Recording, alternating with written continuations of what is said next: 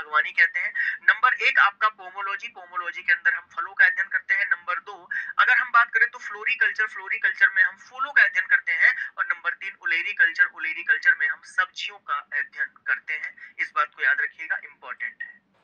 चलिए अगली बात अगर हम करें तो अगली बात आती है पिसीकल्चर की। प्यारे दोस्त, आप लोगों ने बहुत बार पढ़ा होगा।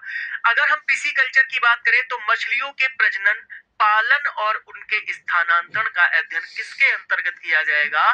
तो आप कहेंगे पिसीकल्चर के अंतर्गत इनका अध्ययन किया जाएगा। ठीक है साथियों, याद रखिएगा किसका अध्ययन करेंगे, यहाँ पर हम पिसीकल्चर का अध्ययन करेंगे। एक बार सारी की सारी मैं दोबारा रिपीट कर देता हूं ताकि आप लोगों को याद करने में और भी आसानी हो जाए। ठीक है मेरे प्यारे साथी, चलिए ये हमारा शो है, आप लोग जानते ही होंगे, है ना। आज पहली क्लास हो रही है हालांकि यहाँ पर, लेकिन इंपॉर्टेंट चीजें आप लोगों को यहाँ पर मिलेंगी। ठीक है ना। एग्रो एस्ट्रोलॉजी में हम घासों की खेती का अध्ययन करेंगे, नंबर 1। नंबर 2 शाक झाड़ियों का अध्ययन अर्बोरिकल्चर कहलाएगा।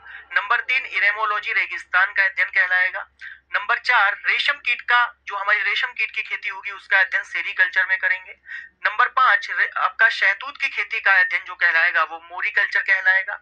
अगर हम मधुमक्खी पालन की बात करें तो एपीकल्चर के अंतर्गत आती है, मधुमक्खी में, है ना। मधुमक्खियों के पालन का जो अध्ययन होगा एपीकल्चर में होगा। केचुआ पालन की बात होगी तो केचुआ पालन किसमें आएगा? बर्मी कल्चर के अंतर्गत आएगा, इस बात को याद रखिएगा।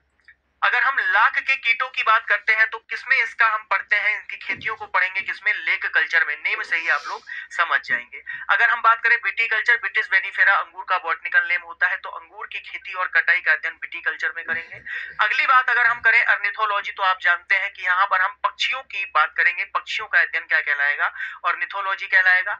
वनों और जंगलों का अध्ययन क्या कहलाएगा? सिल्वीकल्चर। लेकिन अगर एग्री सिल्वीकल्चर की आएगी बात तो याद रखिएगा फसलों को भी उगाएंगे और पेड़ों को भी उगाने का काम करेंगे, किसमें? एग्री सिल्वीकल्चर में। साथियों अगर हम एंटोमोलॉजी की बात करें तो कीट विज्ञान बोलते हैं, कीटों का अध्ययन एंटोमोलॉजी में करेंगे।